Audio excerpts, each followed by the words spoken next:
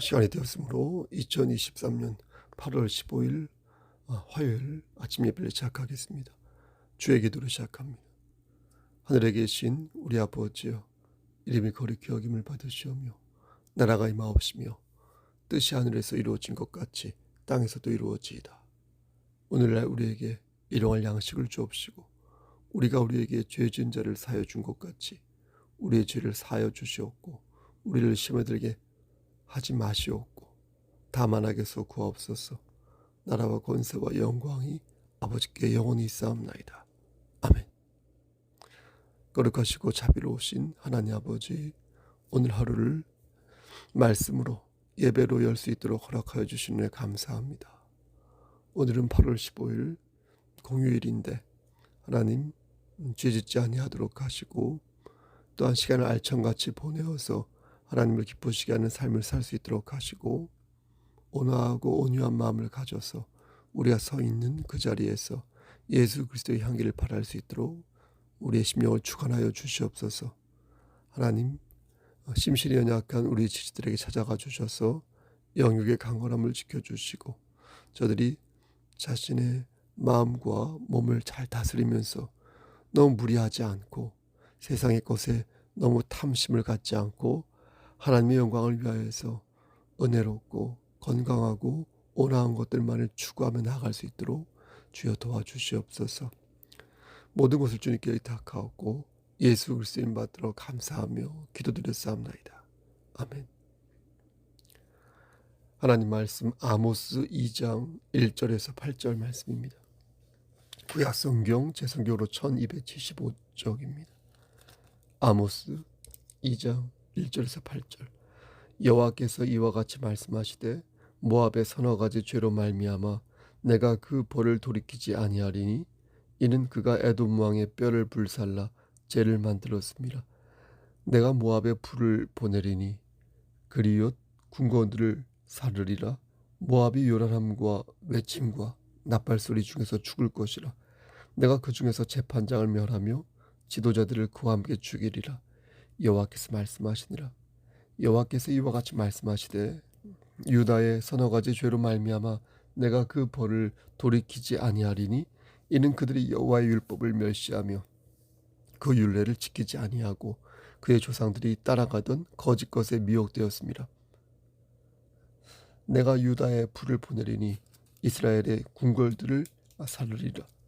여호와께서 이와 같이 말씀하시되 이스라엘의 서너 가지 죄로 말미암아 내가 그 벌을 돌이키지 아니하리니 이는 그들이 은을 받고 의인을 팔며 신한킬레를 받고 가난한 자를 팔며 힘없는 자의 머리를 티끌먼지 속에서 발로 밟고 연약한 자의 길을 굳게 하며 아버지와 아들이 한 젊은 여인에게 다녀서 내 거룩한 이름을 더럽히며 8절 모든 재난 옆에서 전당 잡은 옷 위에 누우며 그들의 신전에서 벌금으로 얻은 포도주를 마심이니라.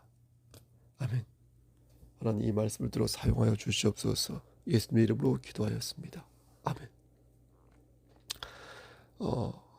강서를 준비하다가 시간이 많이 지체되어 새벽 3시인데 목이 많이 잠겼습니다. 이해해 주시길 바랍니다. 코로나나 다른 질병이 있는 것은 아닙니다. 아모스는 지금으로부터 약 2700년 전에 기록된 말씀입니다. 드고야 출신인 선지자 아모스가 기록한 것으로 그 이름을 붙여 그냥 아모스라고 부릅니다. 특이하게도 이 아모스 선지자 있죠. 이 아모스는 남쪽 유다 사람이었는데 선지자 활동은 북쪽 이스라엘에서 하였습니다. 당시 이스라엘은 지금의 우리나라처럼 남북으로 갈라져 있었는데요. 하나님께서는 아모스를 북쪽 이스라엘로 보내사 거기에서 하나님의 심판을 선포하라고 명령하신 것입니다. 당시 남쪽 유다나 북쪽 이스라엘은 별 어려움 없이 맹위를 떨치고 있었는데요. 경제적으로는 아주 풍요로웠습니다. 또 군사적으로도 맹위를 떨치고 있었습니다. 번영을 누리고 있었습니다. 하지만 신앙적으로 볼 때 두 나라는 크게 병들고 있어서 우상을 숭배하는 것이 다반사였고요. 도덕적으로나 윤리적으로 크게 썩어 있는 상태였습니다. 이런 측면에서 지금의 우리의 모습과 저는 크게 다르지 않다고 생각합니다. 2022년 2월 16일자 기독일보를 보니까요. 우리나라에 있는 무속인 숫자가, 여러분 놀라지 마십시오, 무려 100만 명이나 된다고 합니다. 100만 명. 화성시 인구 정도 되죠. 수원시 인구보다 살짝 모자르죠. 여러분 100만 명 정도 된다고요, 무속인이. 이 정도면 점술공화국이라고 해야 되는 게 맞지 않을까요? 목사의 숫자가 비교해 볼 때 목사의 5배가 넘는다고 합니다. 그러니까 그렇게 십자가가 많다면서 조롱하던 사람들이 이것을 보고서 어떤 말을 할지 궁금합니다. 근데 놀라운 것은 그 교인 4명 중 1명이 점을 보는 경험이 있다는 것입니다. 여러분도 혹시 그러십니까? 여러분 혹시 점 보신 적이 있으세요? 교인 4명 중 1명이 점을 봤다는 거예요. 가관인 것은 이런 점술 문화가 스마트폰을 통해 아주 자연스럽게 지금도 확산되고 있고요. 특히 청소년들 사이에서 아주 자연스럽게 이것이 자행되고 있다는 그런 기사를 보았습니다. 그러니까 100만 명의 역술인이 있다는 것은 100만 개의 점집이 있다는 거잖아요. 그러니까 우리나라의 지금 상태가 참 심각하다고밖에 볼 수가 없는 것입니다. 정말로 한간에 들리는 소문대로 한 국가의 위정자가 무속신앙에 빠진 것이 사실이라면 우리나라의 미래는 매우 암울하다고밖에 볼 수 없겠습니다. 그러므로 교회는 흑암의 권세와 맞서 싸워 기필코 영적인 승리를 쟁취해야 할 것입니다. 그럼 우리나라의 문제가 우상 숭배만 있을까요? 여러분, 그렇지 않다는 것을 우린 잘 압니다. 당장 신림동 사건 맞죠? 평소 자신의 삶을 비관하던 30대 남성이 묻지마 칼부림으로 지나가던 사람을 무차별적으로 찔러가지고 5명인가요? 사상자를 냈지 않습니까? 그 후에 서현역 맞죠? 서현역 앞에서 20대 남성이 인도로 차량을 돌진하지 않습니까? 그리고 나서 무차별적으로 칼부림을 하여서 많은 사상자가 나왔지 않습니까? 그러니까 온갖 살인사건과 폐륜 범죄들이 하루가 멀다 하고 곳곳에서 발생하고 있으며, 지금도 벼랑 끝에 몰린 어떤 독거 노인들이 숱하게 자살하고 있는 상황이 여러분 지금 아닙니까? 현실입니다. 8년 전인가요? 9년 전인가요?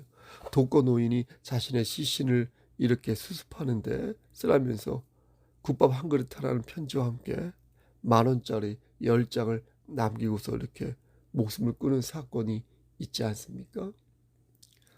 어떤 분은 늘 있어 왔던 일이라고 말할지도 모르겠지만 그렇게 쉽게 내뱉을 말이 아니라고 생각합니다. 우리 사회가 경제적으로 번영한 것은 사실이지만 이전보다 살기 힘들어지는 부분도 많이 있지 않습니까? 이는 분명 어딘가가 잘못되었다는 것인데, 우린 이 모든 병폐가 결국은 하나님을 멀리하고 우상을 숭배하는 데서부터 시작됐다는 사실을 알아야 할 것입니다. 우리가 놓인 환경이 우리를 병들게 하고 죄에 대한 죄책감을 마비시키고 결국 몸과 영혼이 모두 망가지고 나서야 뒤늦게 탕자의 눈물을 흘리는 것입니다. 그래서 2700년 전에 이스라엘이나 2023년죠 지금 한국이나 차이가 없어 보인다는 것입니다. 이스라엘이 여러 이웃나라에게 탄압을 받은 것도 비슷하죠. 우상 숭배와 무절제한 방종과 또 뭡니까? 그 사법적 부패, 또 가난한 자들을 압제한 모든 것, 그것도 지금의 부조리와 거의 흡사한 것입니다. 오늘 본문을 보면 하나님께서는 세 국가에 벌을 내리십니다. 먼저 모압이란 나라에 불을 내리시는데, 모압은 매우 흉악한 민족이었습니다. 그들은 이스라엘이 가나안에 들어가기 직전에 발람 선지자를 통하여 이스라엘을 저주했던 나라였거든요. 사사시대에는 18년 동안 이스라엘을 괴롭혔던 나라였거든요. 그리고 한 행동들이 마치 하이에나 같아서 행동 마디마디 하나가 좀 잔인하고 포악한 민족이거든요. 모압은 이스라엘의 형제 국가였던 에돔의 왕을 잡아 죽이고 나서 그의 뼈를 불살라 재를 만드는 아주 잔인함까지 보여주었습니다.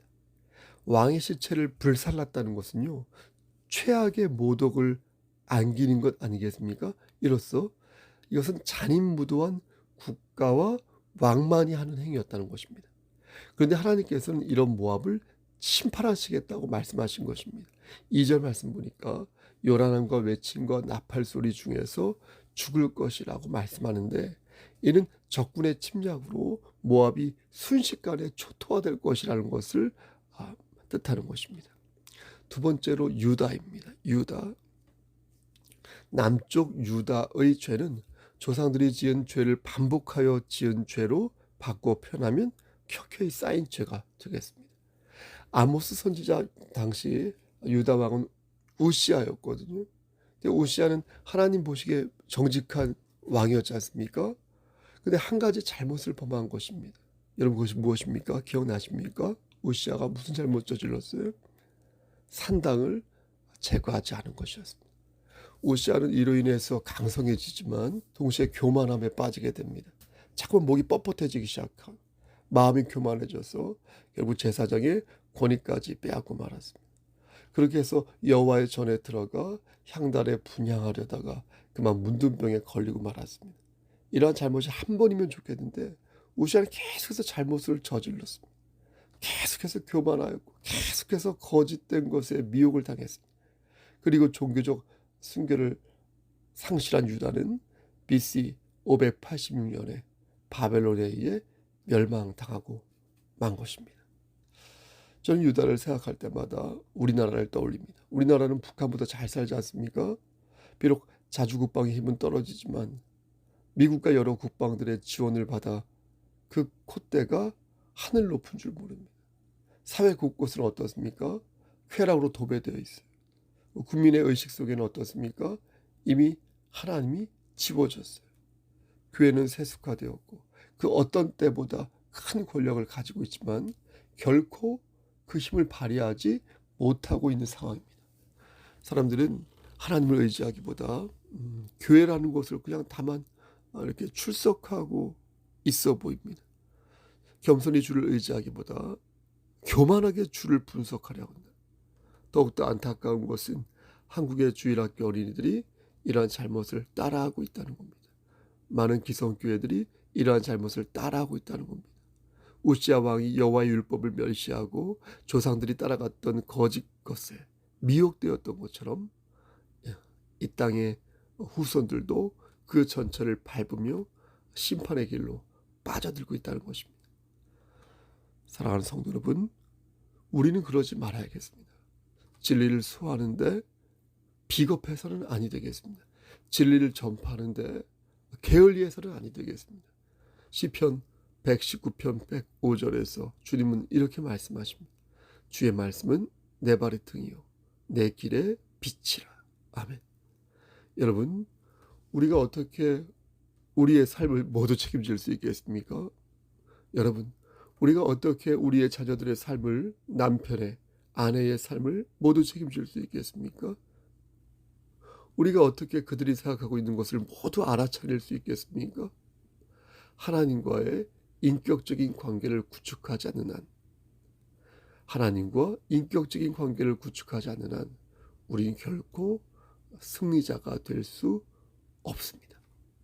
여러분, 심령이 가난한 자가 되어 하나님을 더욱 의지하는 모습을 삶 속에서 보여주실 때, 그때 비로소 그 모습을 보고 우리의 자녀들이 변한다고 생각합니다. 식사할 때 기도하시고, 주무실 때 기도하시고, 감사한 일이 있을 때 헌사하시고, 나에게 맡겨진 사명을 기쁨으로 감당하시고, 자녀와 부모를 위해 늘 기도하는 우리가 되어야 할 것입니다. 이렇게 했는데 자녀들이 말을 안 들어요. 그러면은 육체의 가시를 하나님께서 주시는 경우도 있고, 또 여러 가지 방편을 통하여서 믿음의 계보를 이어주시는 방법도 있지만, 정말로 수단과 방법을 가리지 않고 열심히 했는데 그래도 하나님을 영접하지 않는다면 우리의 자녀들이 선택받지 못하는 사람들도 있음을 또한 기억하게 되는 것입니다. 여러분, 그렇지 않겠습니까? 그게 슬픔인지 용기인지는 잘 모르겠으나 우리는 어쨌든 하나님 앞에서 심령이 가난한 자가 되어 더욱더 하나님의 주권을 받들고 하나님을 의지하는 그런 귀한 교회 공동체가 되어야 할 것입니다. 마지막으로 벌을 받은 국가는 이스라엘이었습니다. 그들은 뇌물을 받고 불의한 재판을 하였습니다. 그들은 죄 없는 자를 노예로 파는 파렴치한 범죄를 저질렀습니다. 그들은 가난한 자의 머리에 있는 티끌을 탐내었습니다. 7절 말씀 영어 성경으로 보면 땅에 티끌을 밟듯이, 땅에 티끌 있죠, 먼지 같은 거 날아다니는 거, 그것을 밟듯이 가난한 자의 머리를 밟는다, 짓밟는다 라고 표현하고 있습니다. 그러니까 흙을 밟듯이 가난한 자의 머리를 지그시 밟는다는 것입니다. 이스라엘의 죄는 여기에 그치지 않습니다. 그들은 아버지와 아들이 한 여인과 동침하는 일도 있었습니다. 근친상간이죠. 7절 말씀을 자세히 보면 아버지와 아들이 한 젊은 여인에게서 다녀서라고 말씀합니다. 다녀서라는 글자는 히브리어로 엘쿠라고 하는데요, 이것은 아직 완료가 안 된 시제라고 합니다. 그러니까 한 번이 아니라 계속해서 습관적으로 이 악행을 저질렀다는 것입니다. 이스라엘의 잘못은 여기에 그치지 않습니다. 8절 말씀 보니까 성직자들이 벌금을 내게 하여 그 돈으로 포도주를 마셨다는 내용이 나옵니다. 그것도 가난한 자들의 옷을 저당 잡아가지고 받아낸 무자비한 돈이었습니다. 사랑하는 성도 여러분, 성직자는 여러분의 헌금으로 사는 사람이 아닙니다. 성직자는 하나님께서 주시는 은혜로 사는 것이지 결코 누구의 돈으로 연명하는 것이 아닙니다. 생활비를 지원하는 교회라, 생활비를 지원받는 교회라, 목사나 하나님의 은혜 안에서 합력하여 선을 이루어야지 그 안에 물질적 욕망과 정욕을 갖는다면 그것은 가난한 자들의 옷을 저당 잡아서 받아낸 무자비한 돈과 다르지 않을 것입니다. 사랑하는 성석교회 성도 여러분, 오늘 본문은 저와 여러분들에게 참으로 무거운 말씀 아닙니까? 하나님의 사랑으로 가득 찬 말씀이라면 마음 편하게 듣겠는데 온통 심판으로 채워져 있다 보니까 날씨도 더운데 마음이 참으로 무겁고 두려운 말씀인 것입니다. 하지만 우린 크게 염려하지 않아도 될 것입니다. 우리는 하나님의 말씀을 통하여 어떻게 하면 심판을 면할 수 있을지 말씀을 통해 분명히 알고 있기 때문입니다. 여러분, 심판이 있기에 자비가 있는 것 아닙니까? 여러분, 지옥이 없다면 사람들은 천국을 소망하지 않았을 것입니다. 중요한 것은 우리가 하나님의 은혜를 받았다는 것입니다. 그리고 더 중요한 것은 무엇입니까? 그 은혜를 우리가 저버려서는 아니 된다는 것입니다. 여러분, 시간은 지금도 흘러가고 있습니다. 시간은 멈추지 않습니다. 영원할 것만 같던 나의 생명도, 나의 피부도, 나의 장기도, 지상에서의 이 안락함도, 모든 부귀영화도 모두 시간 안에서 사라집니다. 하지만 천국에 대한 소망은 어떻습니까? 시간이 갈수록 뚜렷해집니다. 명료해집니다. 분명해집니다. 내 허리가 굽어질수록, 내 눈이 침침할수록, 내 육신의 장막이 헐거워질수록 천국은 더욱더 가까워집니다. 사랑하는 우리 성석교회 성도 여러분, 경천로의 목사님들, 부디 하나님을 더욱 의지하시고 오늘도 말씀 안에서 영안의 눈이 떠지시기를 우리를 죄에서 구속해 주신 주 예수 그리스도를 받들어 간절히 축원합니다. 아멘. 이제는 우리를 죄에서 구속하여 주신 우리 구주 예수 그리스도의 은혜와 아버지 하나님의 만극하신 그 사랑하심과 성령 하나님의 교통하시고 인도하시는 모든 역사하심이 하나님 말씀 안에서 하나님을 의지하며 말씀 안에서 영안의 눈이 떠지기를 소원하는 여기 모인 성도와 그들의 가정과 이 재단과 이 나라 위에 하나님의 사랑하심이 세세토록 함께 계실지어다. 아멘. 예배를 마쳤습니다. 오늘 하루도 주 안에서 승리하십시오. 샬롬.